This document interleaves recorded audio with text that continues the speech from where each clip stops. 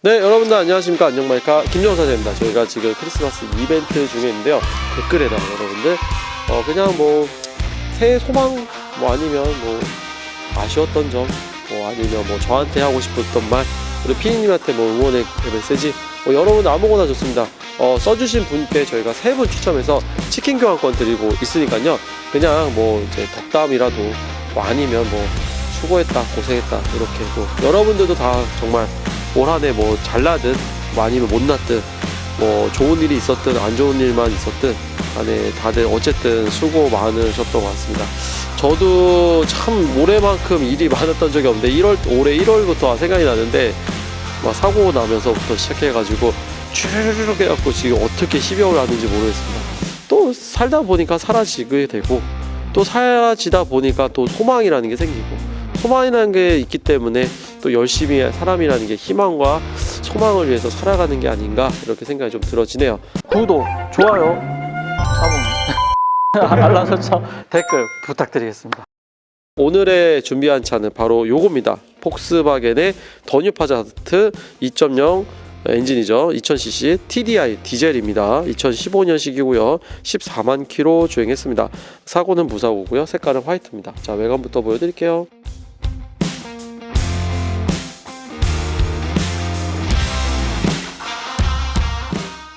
전번에 제타를 좀 말씀드렸던 게 기억이 나요. 제타 같은 경우에 500만원대 이렇게 나와서 가성비 너무 좋은데요 이렇게 얘기했던 건데 오늘은 파사트를 갖고 나온 이유가 전번에 제가 그 제타 찍으면서 파사트 얘기를 좀 몇 번 했었어요.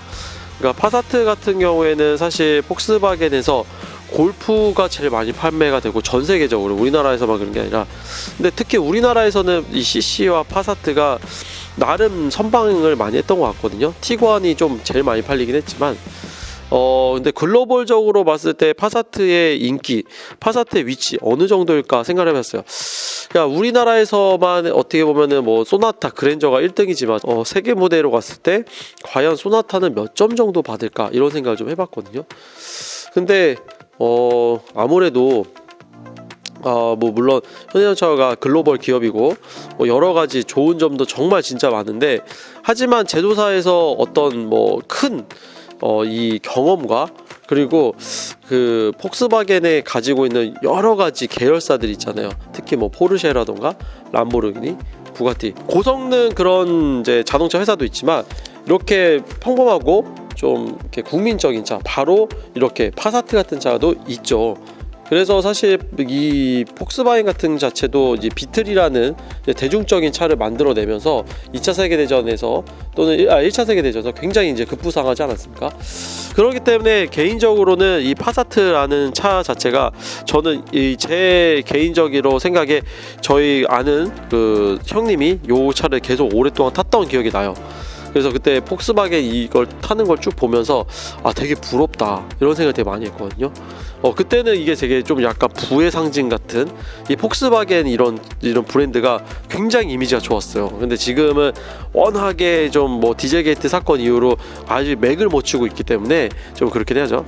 그리고 폭스바겐이 가장 대주주이면서 큰 회사면서 그 밑에 이제 아우디도 있잖아요, 그죠? 그렇기 때문에 이제 아우디와 굉장히 흡사한 느낌을 좀 많이 받습니다. 자, 외관에서는 정말 남성적인 이미지 그리고 어떤 되게 심플하고 간결한 느낌이 되게 강하게 있는데요. 저는 흡사 이런 얘기 좀 많이 들으죠. 마징가 제트 같은 느낌, 로봇 같은 느낌, 약간 중세시대 철국 쓰는 거 있죠. 마스크 같은 거 이게 중세시대 기사들이 썼던 거잖아요. 약간 그런 느낌이 전면부에 딱 저는 받았어요. 네, 저는 그리고 옆에 벤츠가 있어요. 다 S클래스 딱 이런 거 보면은 약간 이제 요거는 귀족 느낌이 좀 나고 얘 같은 경우에는 이제 중세 시대에 되게 평범한 평민들 그런 느낌이 좀 나는 좀 제 개인적인 생각입니다. 자, 그리고 전체적으로 모양이나 이런 거는 굉장히 잘 빠졌죠. 딱 그냥 승용차 갖춰야 될 어떤 모양과 기능 이런 어떤 옵션들을 다 갖추고 있다고 보시면 좋을 것 같아요. 타이어 같은 경우에는 대략 한 80% 정도 휠은 이렇게 기본 알루미늄 휠이 되어 있고요. 뒤에도 덤론 타이어로 앞뒤 모두 다 한 80% 90% 남아 있습니다. 그런 얘기를 좀 많이 하더라고요. 외관보다는 좀 차량에 대해서 설명을 좀 많이 해주세요 라고 얘기하다 보니까 저 개인적으로 좀 차량 설명을 좀 많이 드려보도록 할게요. 자, 파사트라는 이름에서 느껴지는 것처럼 태풍 이름이죠. 파사트. 그리고 여기에는 이제 폭스바겐의 엠블럼, 지금은 이제 바뀌었죠. 여기에 이제 TDI는 디젤 엔진이라는 뜻입니다. 뒤에 트렁크 버튼은 요 밑에 있는 버튼 누르면 전동 트렁크는 아니고 그냥 열었다 닫았다 해야 되거든요. 그리고 바닥에 같은 경우에는 이제 스페어 타이어 들어갈 수 있는 공간과 매뉴얼 색자. 자, 그리고 요거는 배터리가 후륜 구동이 아니니까 당연히 전방 쪽에, 본넷 쪽에 배터리가 들어가 있고요. 무게중심 자체도 앞이 좀 많이 무거운 이런 차량이 되겠습니다.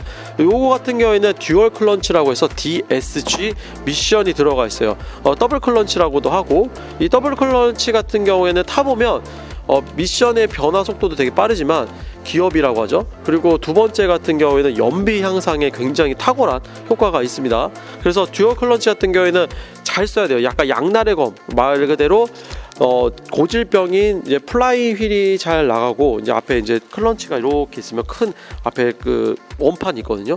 그게 좀 잘 고장이 나는 고질병과, 또 반대로 봤을 때는 연비를 향상시켜주고 여러 가지 이제 주행에 대한 즐거움을 준다는 면에서 양날의 검이 좀 존재하는 게 바로 듀얼 클런치입니다. 자, 그리고 이렇게 안쪽에는 패밀리 세단답게 뒷좌석에 충분히 4명, 5명 이렇게 탈 수 있게끔 되어 있는데요. 시트가 조금 특이한 게 파사트만의 특징이거든요. 보통 이제 시로코라던가 티구안 같은 경우에는 올 가죽으로 인조 가죽으로 되어 있다면, 요 같은 경우에는 반은 가죽으로 되어 있고요. 요 엉덩이와 이런 데 부분은 이렇게 세무 재질이라고 하죠. 세무 재질로 이렇게 좀 되어 있어요. 이게 사실 너무 많이 소재가 들어가면 이 세무 냄새가 굉장히 좀 강해요. 그래서 전체적으로 좀 톡톡한 느낌보다는 조금 이제 먼지가 많이 나는 그런 효과를 낮출 수 있는데, 요 같은 경우에는 파사트 같은 경우에는 좀 고급스러운 이미지, 이게 워낙에 이 차 자체가 고급스러움을 지향하는 거나 그런 게 아니기 때문에 고급스러운 요소를 좀 넣어야 돼서, 이런데 우드 소재라던가 뭐 가운데 하이그로시 뭐 이런데 아날로그 시계라던가 이런 부분 있죠. 이런 것들이 조금 이제 고급스러운 소재를 넣었죠. 근데 사실 폭스바겐은 뭐가 문제냐면, 저는 이게 문제야. 이게 문제야. 이게 키가 너무, 골프도 그렇고 너무 티구안도 그렇고 너무 볼품이 없잖아. 이게 문제야. 이게 아직도 생각납니다. 저는 이제 그때 그 형님이 이 파사트를 해서 엄청나게 자랑하고, 이렇게 뭐 막 자랑을 엄청 하진 않았는데 이제 그런 느낌, 그때 되게 좋아 보였죠. 지금도 사실은 안 좋은 건 아닙니다. 미디어, 뭐 이제 블루투스, 뭐 내비게이션, 뭐 이런 시스템, 열선, 그다음에 오토 에어컨, 뭐 후방 카메라, 그리고 이제 계기판 같은 경우 이제 아우디랑 비슷하죠.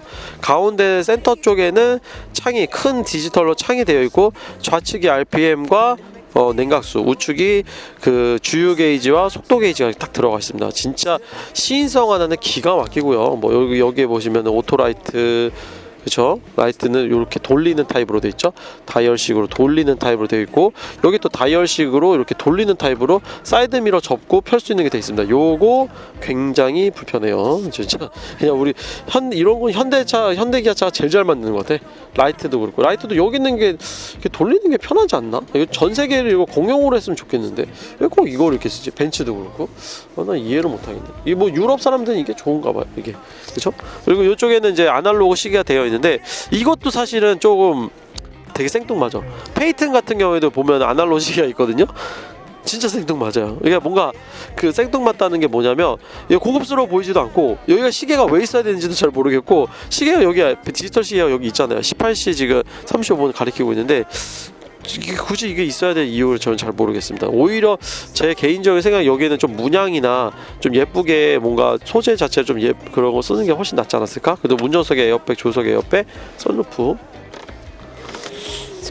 되어 있고요. 버튼 시동 되어 있고, 이제 DSG 이렇게 문양 적혀 있는 게 듀얼 클런치의 약자가 되겠습니다. 자, 이쪽에 시거잭 할 수 있는 거, 투변은 안 하신 것 같죠? 자, 그리고 이쪽에는 이제 컵홀더, 그죠? 그리고 사이드 브레이크 이렇게 되어 있습니다. 자, 그러면 엔진룸 한번 볼까요? 구독, 좋아요, 알람 설정, 댓글 부탁드리겠습니다. 자, 엔진룸 보여드리도록 하겠습니다. 자, 엔진은 어떨까? 1.0 디젤 엔진. 요 이제 아우디에도 똑같이 동일하게 들어가는 거죠. 그래서 요거 같은 경우에는 타이밍이 벨트가 아니라 체인 벨트 방식으로 되어 있고요. 연비 또한 이제 듀얼 클런치랑 이 디젤 자체, 요거 자체가 굉장히 뭐 욕을 많이 먹긴 했지만 어쨌든 잘 나오는 건 맞으니까 이렇게 해서 오늘 더 뉴 파사트 여러분들 만나보았는데요.